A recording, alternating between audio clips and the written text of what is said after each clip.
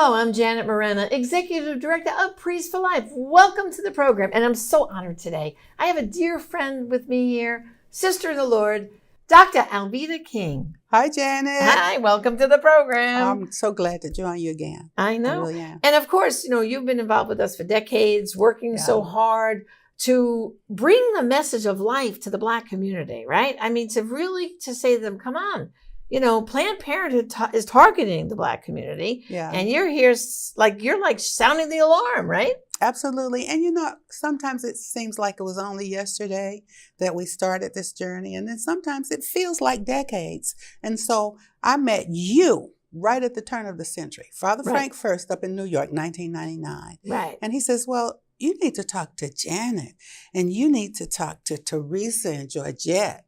And so I began to know you first. Right. And then we move on into this century, and around 2004 or 5, then we really started to agree. We had to reach the Black community, the African-American Black community. Yeah, and I remember when you first came on board to work with us, we called it African-American Outreach. That's right. And we stayed with that title for a while. And then one day you said, well, you know what? This is like a civil rights movement. Yeah. This is like when my uncle and I, my daddy, when we marched, we were marching for the equality of the Black people. But right now we should be marching for the equality of the unborn. Well, now there's a famous picture now. It's you, Father Frank, and me. Right. And our arms are locked. And he says, Alveda, is this like the civil rights movement? I said, Father Frank, this is the civil rights movement. That's right. And so I don't know. It's almost like a memory lane thing. And yet we're here now. Right. In the year 2024, people may see it later from now. But here we are, but we're winning. And we're winning. I don't even want to say but. And we are winning, Jan. So in the Black community, what could be an example where you could say to people that feel like, oh my God, Planned Parenthood targets the Black community. Are we making progress? So are we making progress? We've made so much progress, Janet, that I even have people, and I'm pretty much not political anymore. Democrat, Republican, Independent, everybody needs to appreciate the sanctity of life. It doesn't matter to me what party. Well, because as you say, it's one human race. One human race, one blood.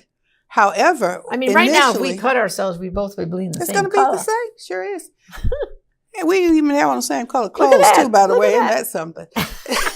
We didn't plan it. We did not. I promise you we didn't. However, when we look at the situation initially back in the late 1990s into this century, and we would say, Black people are being targeted. Do you know that more Black babies are aborted? Do you know on almost every street corner in every city, if the street is named after Martin Luther King, there are people who are putting up abortion facilities, and people say, you're making that up. That's not true.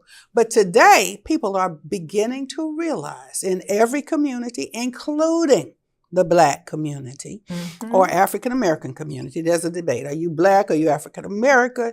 Oh, hey, the ethnic community that identifies with people with brown and Black skin, okay?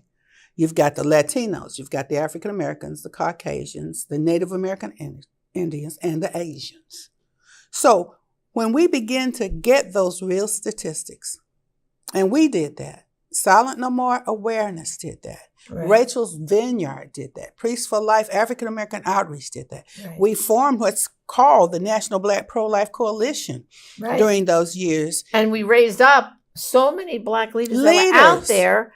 They didn't know about each other. No. But we brought them together, and now they're a more powerful And we are still, force. all of them are still together. And give me your hand now. This is emotional. Our good friend, Bishop Dean Nelson. I know. And he passed away. He left us in December of 2023. He did. And he was such one of the strongest leaders. And he started the Frederick Douglass Leadership Foundation. It was amazing. So Ryan Baumberger, we could name all of them. Catherine Davis, Walter Hoyt. Right. So many. Yeah. So many. Yeah. And then, of course, I'll never forget the fact that your mom, one day, we were leaving a family event in Atlanta. We were outside the hotel. And this was after I had started Silent No More. Yeah. And your mom stops before we ready to kiss, hug, and say goodbye. Says, Janet, wait a minute. I said, what's the matter, Miss Naomi? She said, I have a story to share with you. I have to be silent no more. Yeah. And she told the story, and you can elaborate, how when she called it keeping company with A.D. King, who was Martin Luther King's brother. That's right. Today they call it dating. But they were keeping company. And your mama, she told me she had aspirations. She was going to be going to college. She knew a career she wanted. And they were keeping company. Yeah. But she became pregnant. She did. She did. And she went to your mama. And she went to her mama. Not your mama. Her mama. And said, well, maybe we can take care of this. What are we going to do? I'm supposed to go off to school. Yeah. And her mama said, no. We have to go talk to our pastor. And who was the pastor? My granddaddy, Martin Luther King Sr., Daddy King. Granddaddy King. Granddaddy King. And they went to the church to talk to the pastor. And what did he say? He said, no one that I know of is going to abort any child. That's an abortion. We're not doing that. And he goes, in fact, I had a dream. He said, your baby is going to be a girl. A little girl with red hair and fair skin. And she's going to bless many people. And here she is, Alveda King. The prediction to me, Alveda, when she told me that, and I looked at you, and Alveda's face, you were in shock. She was like this. I said, this all makes sense now. Don't ruin everything for me. You're such a pest. Yeah, it's always about you. You're reminiscing for growing up as a little child. And through the years, my mom would say things like that. And so I said, well, I've got to be good at something. So if I'm a pest, let me be a really good pest. Let me be good at being a pest. So for you, it clicked that, oh my goodness, I'm an abortion survivor because my mother thought she wanted to abort me. And she didn't. She chose life. And she would cry sometimes, Janet. I didn't know it was you. I say, Ma, I'm here. You're here. She started calling me, you my angel daughter. And I said, you my blessed mama. Right. And I love you. So we're fine today. We are good, but we had to go through all of that stuff. And so, and we did. And we're here and happy.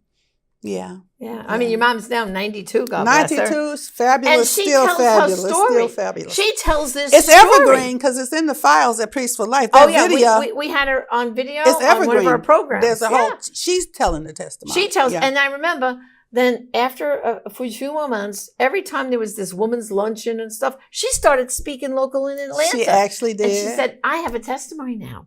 And she said, nobody should have an abortion because I nearly did that. She did. And she said. And it's all over the world. She talks about it all over the world now. Yeah. And she encourages others. Right. And so she really became a voice. As a matter of fact, when at the prayer service, she received the award. Yeah. And she told her testimony there that year as well. Yes, she did. Yes, she did. So people should be encouraged that, maybe you were considering an abortion and then thanks be to God, you didn't go through with it. But you know something? You need to be honest with your children. Yes. Because you had this feeling something was wrong all those years. I wish I knew, but now you know. Right. And your relationship with your mother really improved tenfold. Just tremendously. Once that secret came out of the closet. And she talks to her grandchildren and great-grandchildren now. Yeah. And we do that together. And it's just been a remarkable time. And there are other videos of her giving that testimony as well. And so that's been a blessing in my life. But I think it's appropriate to talk to those who were pregnant. Yes.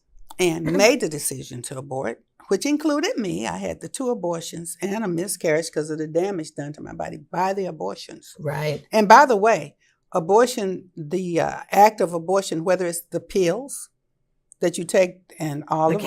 The chemical abortions or the surgical abortions or the various aspects. It's bad for your health. It's going to hurt women. Yes. You end up with some issues sometimes with your breast system, memory system, or your cervix or various things. And then others want to drink or take drugs or can't stay in a relationship. Right, because of the abortion. The trauma of abortion affects women, not just babies. That's right. Oh, what I would say, Alveda, always bad for the baby, always bad for the mama too. Yes, absolutely. It is. Because she's a mama from the time that child is conceived. She's a mother the minute she's conceived. Not when I become. No, you are a mother. Not when the baby's born. You're a mom. at conception. But tell the dad too, he's a dad at the time too. Yeah, the That's dad a mom is and too. a dad Mom right and there dad. with that baby and that Mom woman. and dad. And that's the problem, I think, right now, Alveda, with the family. There's a breakdown of the family, Yeah. which is opening the door to having abortion more readily Yeah. because the men are not standing up for their children, the dads. Well, you know? Janet, so now Roe v. Wade was overturned. Right. And now with Roe v. Wade being overturned, abortion is still legal in America. Yes, absolutely. The issue of abortion is back with the states. And the states are now looking at better solutions, or they should be. Some of them are digging in and saying we're going to keep abortion anyway. Well, some of them still want to have abortion till birth. Anyway. It's terrible. But Janet, and we've had a little time to talk about this, but this doesn't make sense. Every time we get close to saying, let's help the baby, help the mother, bring the dad in the community and figure out things so nobody has to die. Right. And so then we start saying, well, we make that decision at 15 weeks or 6 weeks or at conception or 20 weeks. And so we get to arguing over the weeks again. Right. Or we'll say, we'll make an exception for abortion for rape and incest. Now, people actually forgot abortion is bad, rape is bad, incest is bad, and also cutting baby body parts off of little children. So you've got 3 things, abortion, 4 things, abortion, rape, incest, and now what they're doing to the kids once they're born. Right. So how are you going to fix all the other evil things by saying we're going to make an evil exception? Right. Because the exception is not going to really help. Well, and when we talk to women who were raped and Yeah. aborted, they Yeah. said it was a second trauma. Another trauma to their own body, not Yes. just the baby. Yeah. So people And don't they want to said- consider that. And then when you talk to women who were raped and gave birth to the child, they said that was healing for them. That was healing. Yeah. At least that's another life. And a lot of times those children, Ryan Baumberger pops to mind immediately, but there's so many people who are born out of the act of rape that have become healers And beautiful brilliant people. scientists. Yes. Just Absolutely. teachers and Mm-hmm. bankers, all kinds of things. Mhm. So these are things that have to be said. Right. I feel like the listening and viewing audience is getting mad. They shouldn't be saying this thing on TV. What's wrong with them? If we don't tell the truth, people won't know. That's right. That's right. Yeah. Well, this has been a great conversation. And of course, as always, Alveda, you're welcome back anytime on the program. We love to have you. I So love thanks for being with joining you, me. Janet. Thank you. God bless you. God bless. Well, brothers and sisters, thanks for joining us today. And just remember, if you know someone who's pregnant and needs help, just go to pregnancycenters.org. Put in that zip code. You'll see where the nearest pregnancy help center is. And if you know someone who's hurting from abortion, we're here for them too. Go to abortionforgiveness.com. Put in your zip code. You'll see where the nearest Rachel's Vineyard or other abortion recovery program is. And just remember, brothers and sisters, you have to speak out and do not be afraid, because there are some abortions only you can stop, and therefore some lives only you can save. Join us again next time. Thank you. Bye. God bless.